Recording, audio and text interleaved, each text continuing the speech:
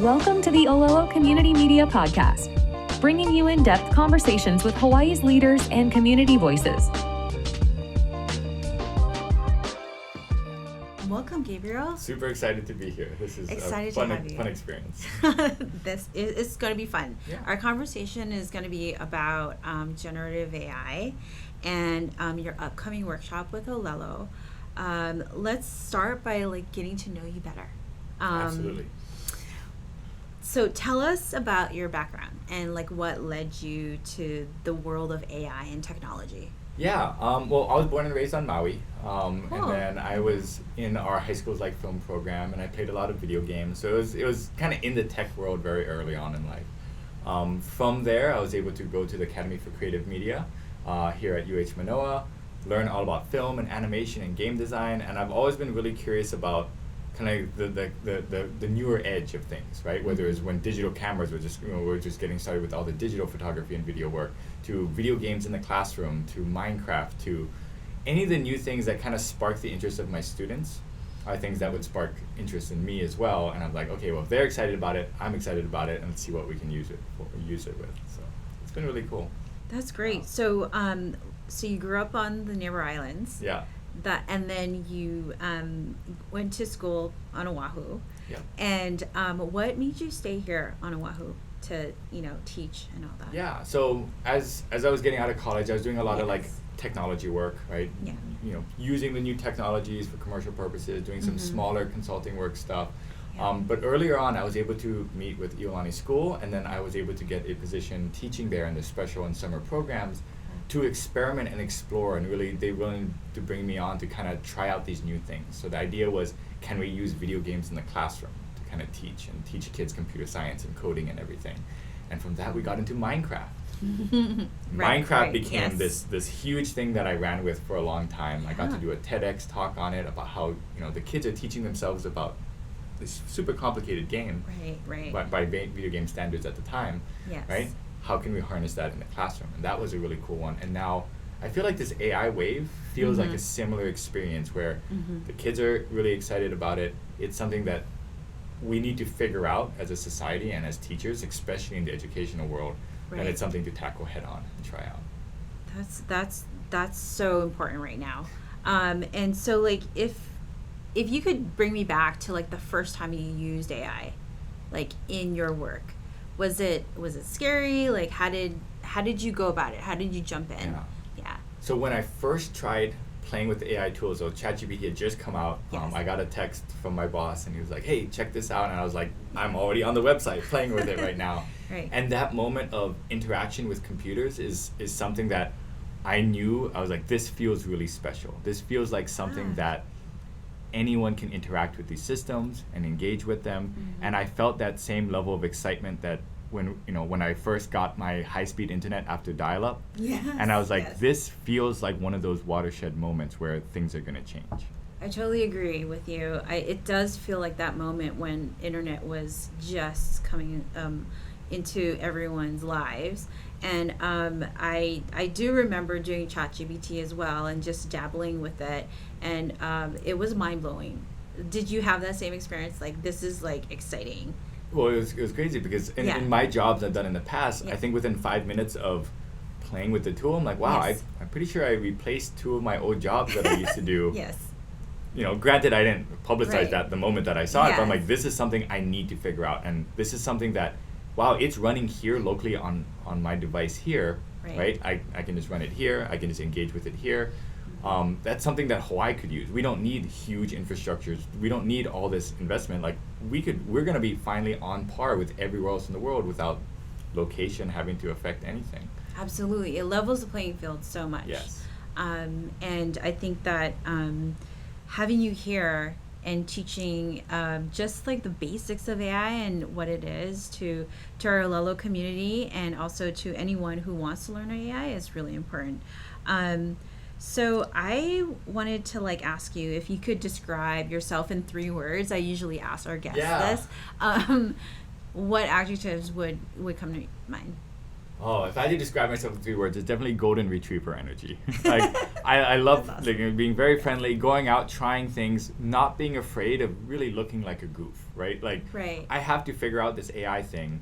All my students are going to have to do it, because education is going to change with it. I have to try as much as I can to run out there, grab the ball, play with it, look like a complete fool, learn the lessons of what to do and what not to do and how it works, and then Right. bring it back and still be happy and excited along the entire, experience. Yeah. So, I love that, like, golden retriever energy. I feel like it's more about the process, like just trying new things and just going out and doing it instead of just waiting and like just milling Yeah. about and There's- and failing too. You said that, just if it doesn't work out, fine. yeah, right? It was fun in just doing it, right? Yeah, and that ties into my background in the video game design. Like one Yeah. of my favorite videos is talking about failing faster, right? Yes, The more yes. often you can figure things out and play with it and make those mistakes, the more ahead of the competition you'll be. You'll be like, all right, this really doesn't work in this aspect. Right. That's fine. I looked like a fool trying to do that, but now I know the lesson that everyone else is going to have to wait for there to be Right. like a textbooks or this whole process or for society to figure out what the tool does, as opposed to just winging it, trying it out, and making those discoveries for yourself. Yeah, that's absolutely. It's very, very much like exploring new territory and like just trying things and trying something new. Yeah. So let's go into AI. Yes. So for our listeners, a lot of our listeners may not even be like digitally literate or even have some barriers to technology, especially with like our generational gaps. Yeah. We have digital natives, right? Gen Alpha, they're Yeah. already in it and ready to go, and then the skill set is very varying between generations. So how would you describe generative AI, that whole concept, to someone who has no idea what it is? Like, for Yeah. example, like my 80-year-old mom or Kapunas, like, Yeah. they have no concept. Yeah. Yeah. I think this is one of those like almost Star Trek moments where the technology has finally gotten, and the strength of AI right now is that there's no technological need or barriers between you and interacting with it. So I tell everyone the best thing to do right now is just open it up and start putting that first message in, because you'll naturally it becomes very clear very quickly, its limitations and its strengths and everything, but Yeah. starting off with that first one. One of the first projects that I did with AI is with Alan Surimori and Greg Bowman. So they're two teachers I know. They're amazing teachers. They're like the teachers who've been teaching, I think they're in their 80s, Wow, who've been yeah. teaching longer than I've been alive. And their whole philosophy and everything was try new things. Try new things. Right? Yeah. And for them, these tools are brand new, but they use them to develop a storybook where we use the AI to illustrate the story, and we use AI to help teach us through the whole publishing process and everything. And for the first time, there wasn't anything technical. It was just pretend like you're talking to a friend, right? Who has your best intentions, right? And they just talk to it, ask it, hey, I want to publish a book. How do I do this? And it can walk you through step by step at whatever grade level or dialect or language that you like. That's amazing. Yeah, that was a really Wow. cool experience. I would love to see the outcomes from just like the stories that came out of that. Yeah, and the Yeah. cool thing about that project is, so it started with us teachers experimenting with the tools and realizing, wow, these generative AI tools are very easy, right? Yes. You can just pick it up, you can start talking to it like you would a friend or a coworker or someone like that, and Yeah. it can feed you information, right? You got to fact Right. check it and everything like that too, but Yes. that process is very natural. So it's very easy for everyone to pick it Yes. up.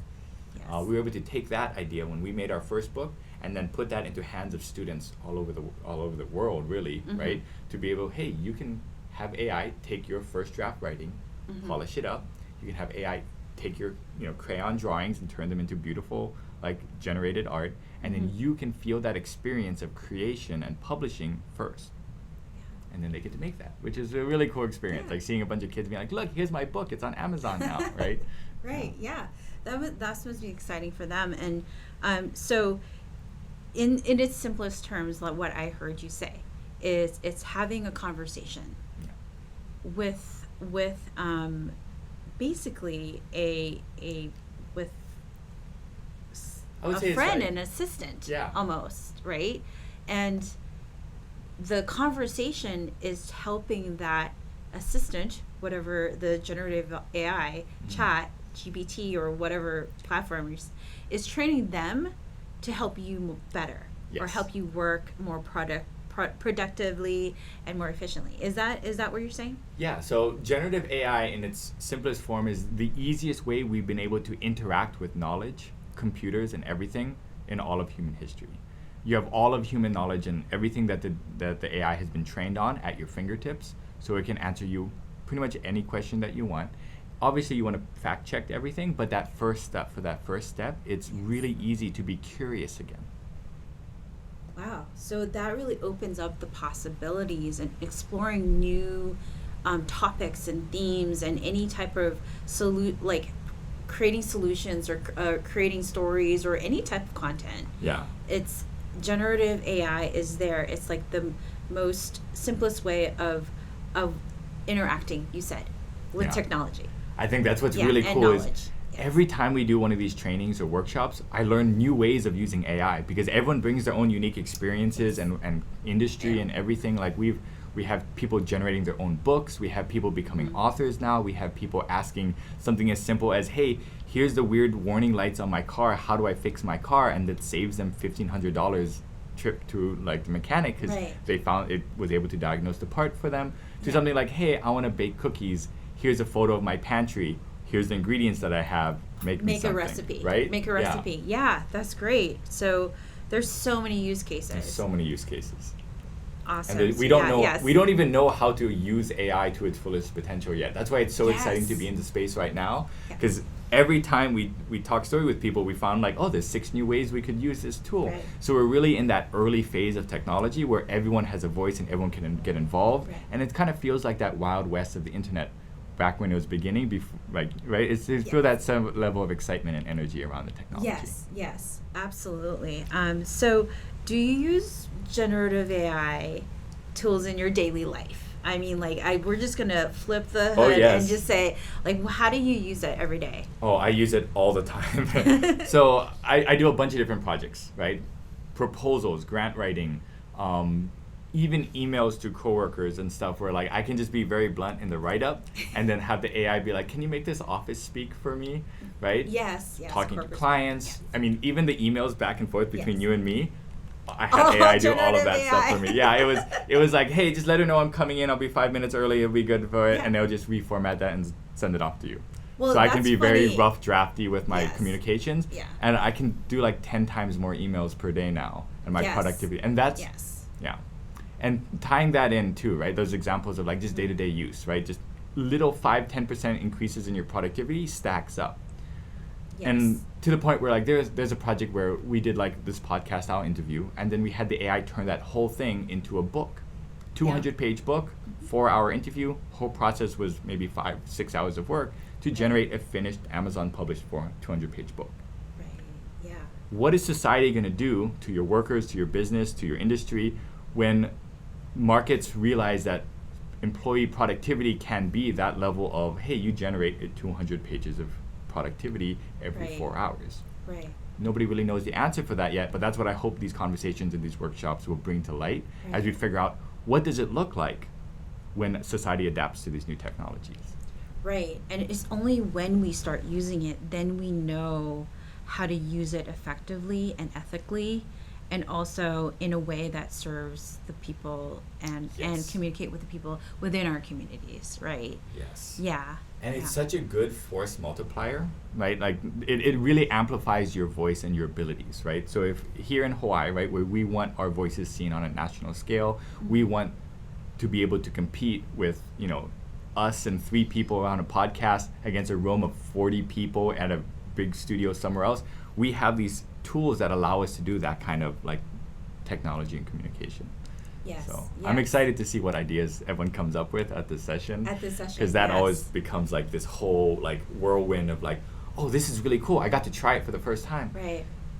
Can we do this? I'm like, I don't know. Let's try Let's it. try Let's it. figure it Yeah, out. go ahead and try it. Yeah, that sounds awesome. And looking forward to that. Are there any specific AI apps that you use, like that you really enjoy using? So for me, I work with a number of them. So in the teaching world, I love Perplexity, which is a tool that it's kind of like a wrapper. It lets you use a whole bunch of different language, like different AIs underneath it. But in its essence, it finds quotes and citations for it. So in the teaching world, being able to generate content, but also give immediate access to where I can fact check the information is kind of like the weak point of the technology right now. So having that is great. So anytime I generate information, I'm like, okay, yes, this is awesome. Can I fact check it? It's good. Boom, I'm out the door with my new generative project or whatever I'm working on. Right. The other tool I really like is I just use ChatGPT on my phone. And I feel like a kid again with that curiosity. Like, have you ever had a student or kid who's like, why is the sky blue? Why is this? Right? Yes. I feel like that kid again. I'm like, hey, why are there double painted lines on the road? Like, why did we pick that color? Or, I'm at the beach. I'm like, what is a shield volcano? Like all those things that in day-to-day life, we've learned to like filter out because I'm like, I have bills to pay. I have stuff to do. I don't have time to really expand on that. I can ask questions for everything. Like even as we're setting up the microphones, we're like, what is the terminology for when the mic maxes out? Like I don't know. I can just ask that. Pop. So there's nothing in and pop, right? It's popping. Yeah, there's nothing in terms of like human knowledge now that's kind of outside of that immediate first like curiosity. Yeah. Right. Yeah. So I've reverted to using ChatGPT instead of Google. Yes. Have you done that too? I have to. Yeah, on my phone, at the bottom, I have an Android phone, but I replaced the Android one with ChatGPT, and because it just for that first introduction, the story I like to tell a lot is so when you're comparing what this actually means in the marketplace with learning AI, say I wanted to create a recipe for mac salad. I want to make mac salad, right? I go onto Google, I type in the question, I see all these ads for pre-made salads that you can buy. Then there's 4 sponsored links, and then you click a link, go into a blog where you have to read a 3-paragraph essay or 3-page essay on how someone's mother-in-law ruined Thanksgiving dinner, right? And then you have to scroll. And then at the very bottom, there's a little like ingredient list recipe that they stole off Reddit. That's the whole thing, right? So now I can just, here's a picture, take a picture of my pantry. Hey, I got a barbecue to be at in 2 hours. Here's a picture of my pantry. What can I make with it?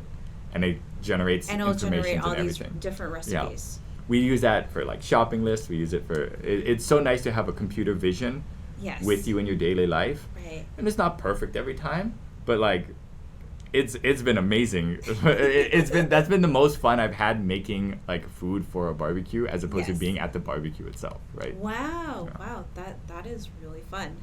I'm gonna go try that for dinner tonight. There's one we call ChatGPT cookies, and my friends all like, he's like, oh wait, Gabe, did you bring those ChatGPT cookies again? Because they're always random ingredients, but they taste fine because they're just an average, right? It's statistics essentially, just an average of every cookie recipe ever made. Right. And luckily, my base cooking skills is below average, so when AI brings it up to like top of the bell curve, the average, then it's great. Everyone's happy that they have the cookies. Yeah, it exceeds expectations. Yes. That's amazing. So I want to go into more about like addressing concerns and like trends with AI. Yes. So you did mention like ethical and like fact checking. Yes. I have done a lot of like using ChatGPT for marketing and writing proposals and all that. And I did notice that there is an AI detector. Right? Like I've used AI detectors a lot, and they'll like tell me, is it human? Is it not human? And so if you're not as discerning of the outputs that AI does spit out to you, and you just copy and paste. I would say, lazy. It's like laziness, lazy, right? Yeah. Just like with any technology, right? Yes. The more we have access to it, we have things like iPad Kids. We have things like where people get too engrossed with the technology, right? Yes. Too engrossed with it. With AI, one of the things that I've been seeing a lot of is unless you give it the good ideas that you have, it's statistics. So the answer is going to be the most average marketing campaign or the most average document you ever had. Right. And when you think about it in business, average, good enough is good enough, right? If you just need like a standard email or a standard form, that's great. If you're trying to create something special, you start that as a starting point. Right. And that's what we tell, working with our students, working with everything else, is like, it's your ideas that's important. This is just like a calculator for words. We've gone through this whole process with iPads at the school. We've gone through this whole process with calculators and stuff like that. So we're just treating this, and at least me personally, I'm treating this as the calculator for English, right? That's an interesting concept. So all the same moral and ethical conundrums, right? Right. There's appropriate times to use a calculator. There's going to be appropriate times to use AI, right? In different social, and society is figuring these out very quickly, right? Right. Yeah. But to someone less discerning, it could get you in trouble sometimes. Yes. Especially with if you're in Hawaii and there are a lot of Native Hawaiian words in our in just our everyday, and the misspellings can really get you in a little bit of a sticky point with like writing. But I want to like talk about like the creative industry. So you said that when you input your creative ideas into using AI, that it's what comes out as a foundation, a baseline, like the baking of the cake, right? But then your original thought has to go in and make it more unique to your situation, right? Yeah. It's these tools are, like I said, these tools are gonna be kind of force multipliers, right? So like you wanted to write a book, you've always wanted to, but you haven't had the life experience to be in a position where you could start. Right. Use these tools, do your first draft. Get that out there in the world. Use this to kickstart your motivation, your everything, and once you feel and physically feel the progress that you've done, you're going to be even more motivated to learn more and do more and explore more with it. So getting that first hurdle with AI, I think is totally fine, right? Yeah. You're going to have to go back and edit and fact check, and that's when the real work starts. That's when but the real now work you're starts. working on a second draft edit, right? As opposed to just sitting there on a blank page being like, where do I start, right? Right. Yeah. It does help with the blank page, for sure. Yeah. But I think that in the creative industry, like with these tools that a lot of people have been using now, like you can tell with like Midjourney, and like Suno for music. Like you've been a digital creative, and and how do you view the future of creativity with AI? Are creatives going to be, and there is that concern that will be out of the market, in the job market, but I don't know, like I think this is a new venture, a new thing, a new tool that creatives can harness. What do you think? Yeah, so before working this, I would work in motion graphics and video game design. I did concept art, and that was my job. Like I would paint paintings for work. And now that you can generate paintings, right, that's a thing. But I've gone through that experience before. When I was first starting, that's when the Wacom and the drawing tablets first came out, and I felt the same frustrations and the same animosity towards that technology with my peers at the time as they felt again now with AI. It feels like I have deja vu. It's like, oh, how dare you use digital camera? Film is more correctly, right? How dare you use a Wacom and Cintiq tablet? How dare you use Photoshop to paint? And every time we create this technological cycle that's going all over and over and over again, and this feels like the most recent generative experience. So from the friends I have in the industry, those who are adapting to the technologies are just building it into their workflows. The technology isn't there yet to completely replace creatives. It's, again, like I said before, it's a force multiplier. So for me, in my career, if I was still doing the concept art painting, I would be able to provide or generate maybe 4x as much work as I did before. But again, I still need my ideas and my input into it. Because ultimately, when you're working with creative work, the client isn't paying for the painting. They can just, go to garage sales and just buy generic paintings, right? Thousands and hundreds of thousands of them, right? They're painting something specifically that they need for their brand, their idea, their concept. And the better you can provide that as a creative, the better you're going to do, in industry and whatever. So whatever tools you have, you better be using every tool at your disposal to be the best artist you can be at that point in time. So right now it's digitals, make sure you're using Photoshop and all the content that you need, digital photography, Cintiqs, Wacom tablets, and now generative AI. As much as you can. Yeah, absolutely. And it does really flow into the video production field. Like at Olelo, like we're trying to use AI to really streamline the process with production. And how do you create a storyboard? Doing storyboards were really hard back in the day. You'd had to draw it out and all that. Now you could use it to storyboard. You can use generative AI. So I think this is exciting. So with that, I wanted to pivot into the importance of learning generative AI. So, why do you believe it's important for people to learn how to use generative AI now? So the first one is, this is the one time before the whole market and society has kind of played around with it and figured it out, and the markets have calculated it into everything, where this is a chance for you to really hop on a technology early, and that technology is still so accessible that anyone can pick it up and play with it, right? Never before has that really happened. Anytime we've had a technological advancement, it's always been, you need millions of dollars as gatekeeping, you need all this fancy hardware, you need all this technology. But these are free, right? It hit market before anyone could figure out what it's supposed to do. Right. Now there's a once in a lifetime chance for all of us, especially here in Hawaii, where technologically we have to compete with entire states to be able to be first in line to get it. This is like, one of my beliefs is this is like our one chance to really catapult Hawaii and get us all caught up technologically with everyone else. And that kind of like blind, excitement is kind of what keeps me going. I'm like, this is our chance. We can do this. I will talk to anyone who wants to play around with it, the good, the bad. You're not going to be able to form a full opinion unless you've experienced it. And that's the biggest one, is like, I don't care if you hate AI and you think it's terrible after our sessions. You're making an informed decision because you've experienced it and you saw what it can do and what it can't do. You're not just going on TikTok or going on YouTube and hearing, wow, it's the next great thing, amazing, invest in it. You're not like, oh, it's the worst thing ever, it's going to put all of us artists out of work. It's, you have it in your hands, you've played with it, you've experienced it, and you know it. And you can form your own decisions then, right? And that's what, the same thing as teaching anything, right? I'm not trying to form opinions in my students. I just want them to come to their own opinions based off what we can provide them, right? A full holistic view of the technology. Yeah, absolutely. So like, I think it's the fear for a lot of people to learn new technology, and then there's that other fear that of those sci-fi movies, right? Where Terminator or like any of those movies that where there's robots taking over the world.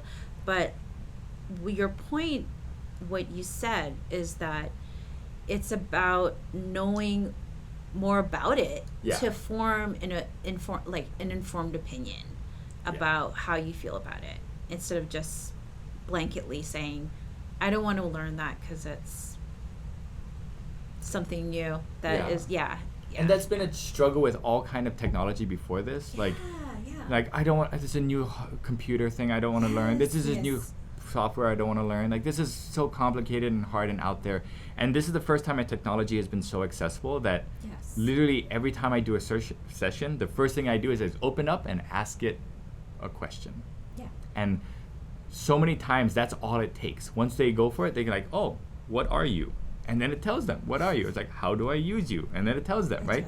And it gets to that experience right away. And never before has a technology been so accessible so early on in its learning process. And I think that's like the coolest thing ever. It makes everyone feel like a student again. It makes everyone feel like they're learning again. And it's really fun to like watch people who, who've been doing the same like tech for like 10 years to open it up and try something new and be like, hey, I've been teaching for 50 years and I've always wanted to write a book on traveling in Hawaii or traveling in Japan or backpacking or whatever. And then it gives them ideas on how to write that book. And then they suddenly get that spark of a freshman in college with all that opportunity in front of them again, right? That is really exciting for me. Yeah, definitely. I think it's great for people that have that growth mindset, that want to learn new things. But so I think like what we face in Hawaii is that there are challenges to everyday life, right? And part of that is infrastructure and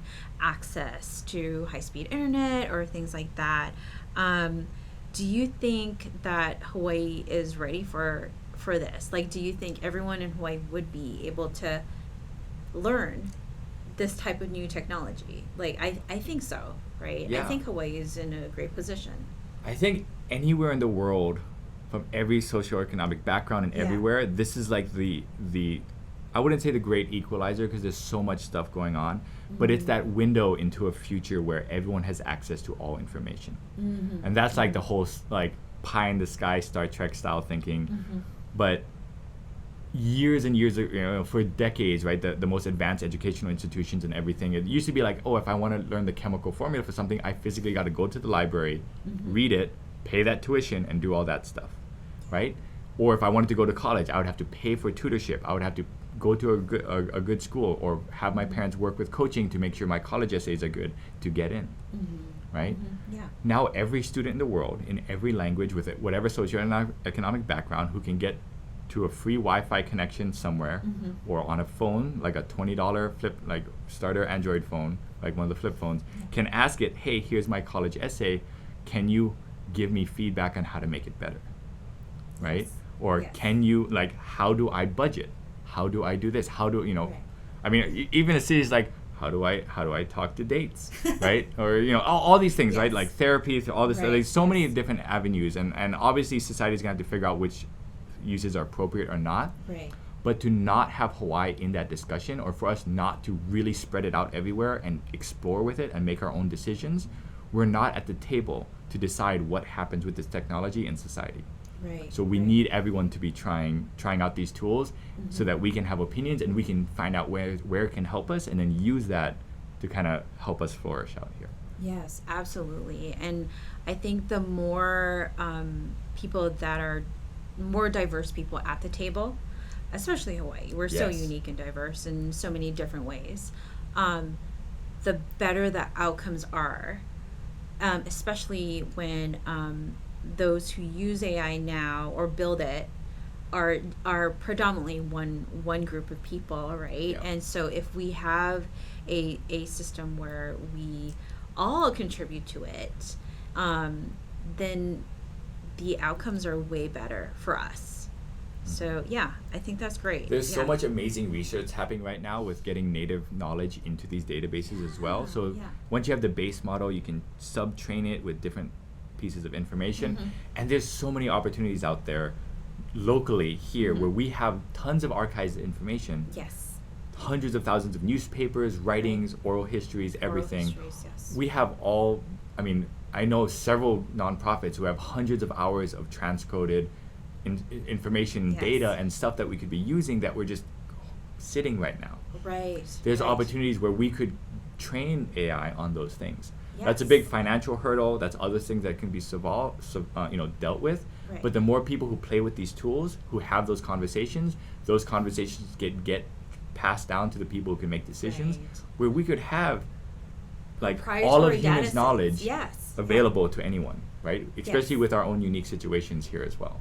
Yeah. So above my pay scale and skill cap, I'm here to just make sure you have fun and like create cool videos and make your own recipes and get started. But hopefully those conversations that we have with people turn into those larger conversations, and it snowballs until we're at a point where Hawaii is this, we're on the same playing field as everyone else. Yes. We have Yeah. access to everything else, and we're killing it. We're doing great. Yeah. So that really gives the potential of having proprietary or like very customized data sets Yeah. that is specific to Hawaii, that would create these new ways of working and also communicating and creating new things. Yeah. That is very much steeped in like Hawaii culture, and also with all the native indigenous knowledge out there. That is very much And that's the important thing. Yeah. I want everyone from all of our diverse cultures to be at the table, and they've experienced it, AI, they've tried it, they know its limitations, its weaknesses, what it's really good at, and they can provide that informed decision-making process and be Yes. at the table while society is figuring out what to do with these technologies, Yes. right? It's a really exciting time. It definitely Yes. feels like we were talking about earlier. It feels like we're at the start of when the internet was there and Yes. everything's exciting, Yeah. and I use my golden retriever energy to make everyone else excited about it, and then those people that will go off and make the world a better place. Right? They'll have those cool inspire projects. new Yeah. generations now to really work on the topics and the things that are really concerning for now, which is like Hawaii's diversity, and also climate change, and all the problems that we're And this- encountering now. Yeah, and so much about Yeah. the voice amplifying, right? I'm, Yes. again, trying to be the golden retriever who goes out and makes the mistakes, gets muddy, talks to people. It's like, hey, I'm sorry, we tried that, it didn't work, Yeah. but now we know it doesn't work, so we Now. don't make that mistake again, right? We'll try it out. Like we had a whole bunch of projects that worked really well, right? I'm originally from Maui, so I was able to get connected with Yayoi from Jodo Mission in Lahaina, and we found the students from there, and we said, hey, nobody's talking to you students about what you want Lahaina to look like. Well, how can we amplify your voice? Yeah. Well, let's use AI you can make your own postcards and AI images based off what you want for your future of your own town. What you envision your home Because is. they can't afford Yes. architectural renderers, they can't afford No. concept artists, but they're high school students, right? So they're like, oh, I've always wanted, I want a place to meet with my friends, or here's where my entire 50-person family would get together once a month to talk story and connect and everything. I want an image of that to communicate to people that I want this in my communication. And then we extended the project where the students had to interview kupuna in their family and kupuna in the area to say, hey, I'm a young kid. I'm excited about making all these cool tech things, but I want to hear your story. Like, what do you need Lahaina to look like as well, right? And making sure those voices come from them, right? Come from within them. And then the AI is just a supportive tool to help them, right? Yes. Tell their stories, Tell which their is really stories. cool. Yeah. Absolutely, yeah. All right, so how are you incorporating AI in the educational setting? You said you're an educator. Yeah. You teach at Iolani. You also is an emerging technology consultant. So you're teaching people how to do it. So how do you incorporate AI when you teach AI? Yeah. it's So kind of teaching AI, it's Yes. funny because I'm doing a whole AI boot camp with students right now. We're Yes. doing a huge rollout. So Iolani School is one of the first schools in the country. We're doing the rollout with Perplexity. They're partnered with us, and we're rolling out. Everyone's going to get access to it. We're doing teacher trainings. We're doing all of that. And it all revolves around just having conversations with them, just very genuine, blunt conversations of, here's this tool. We're going to learn about it. First, us as teachers, how do we adapt to a world where any student can generate content on the fly? What does that do for critical thinking? What does that do for Right. the learning process? What does that do for the college application process when Right. every student in the world can have like a perfect Harvard essay generated right? for them, yeah. So really what we're doing right now is we had a year of grace where we're experimenting and trying things, doing the mistakes and everything. So what I'm doing now is having those conversations with the students where they experiment the tools, and then they have very blunt opinions about it. And they're like, this feels like cheating. I'm like, all right, when is it appropriate to use it? When is it not appropriate to use it? Right. And getting the buy-in from the students themselves to come up with the guidelines and rules that ultimately they're going to have to follow. And it seems to be mirroring society at large, right? We're starting to Yes. see threads here and there talking about, oh, don't be using AI to like replace artists, right? Use it Yes. to, help amplify voices that need to be heard, marginalized voices that need to be heard, right? Right.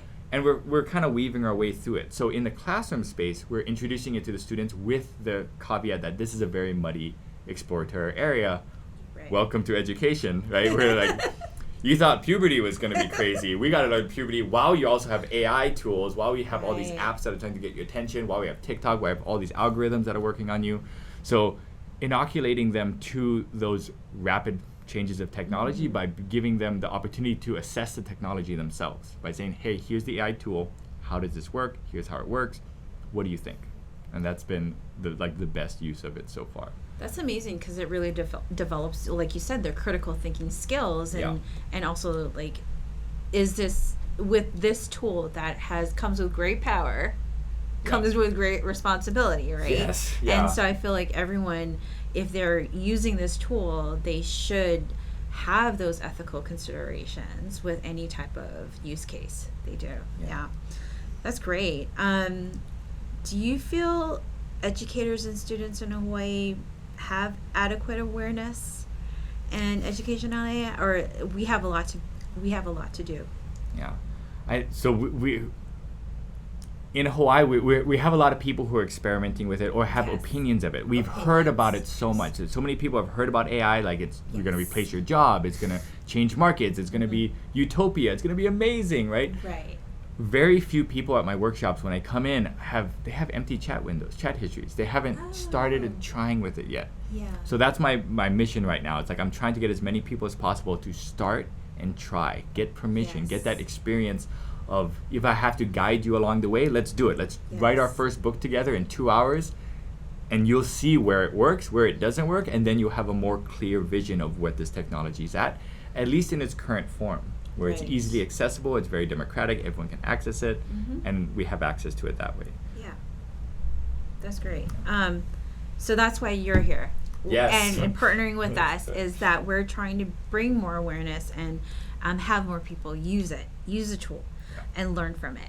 Yes, use it, learn from it, experience it, build something unique and new, have fun with it, right? Like it's the goal is to have a lot of fun during this time while also introducing everyone to these new technologies. And I'm curious, I'm going to be learning from them as much as they're going to be learning from me, because I'm just going to open the floodgates and let them go, and they're going to be from all their life experiences and everything saying, oh, here's how I could use it in my day. Here's how my business can use it. Here's all the, then they'll come up with the ideas for it. Yeah.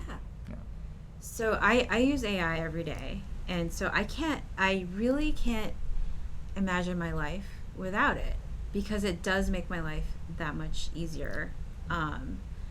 Is that the same for you?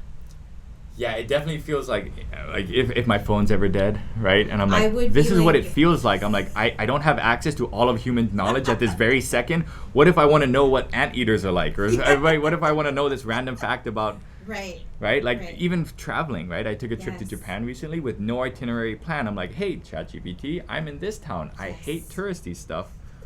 Give me a Suggest list of something, hole-in-the-wall places that I can go check out, right? Yes. Or what are the least traffic temples that I should go check out? And I had the most immersive experience as a travel trip ever. And that kind of level of engagement and like working with the AI to live my best life has been like, I don't want to go back. So hopefully they don't ever put a pay lock on any of this stuff, because I hope not.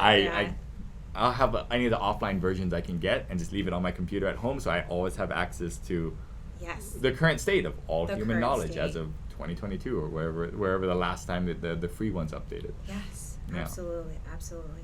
So, can you tell our listeners about your upcoming workshop with Olelo Community Media, and what can they expect from it? Yeah. And how can they benefit from it? Got it. So, welcome everyone. My name is Gabriel Yanagihara. I'm going to be working with Olelo. I'm so excited to partner with you guys. I've been doing AI workshops all over the state, and I'm really excited to bring them to you guys. This workshop is designed to be your first foray into AI. If you've never tried it before, or if you've dabbled with it before, we're going to be playing with a whole bunch of different tools. You're going to have a lot of fun. I'm going to be learning from you as much as you're going to be learning from me, and let's really explore what's possible with these generative tools. That I think everyone who comes to this workshop, you're going to be able to leave with some really cool artifacts that you can take with you and have a lot of fun along the way. So I'm really excited. I hope to see you there. I'm super excited to partner with Olelo on this. Thank you guys so much for having me. This is going to be so much fun. So I look forward to seeing you all there.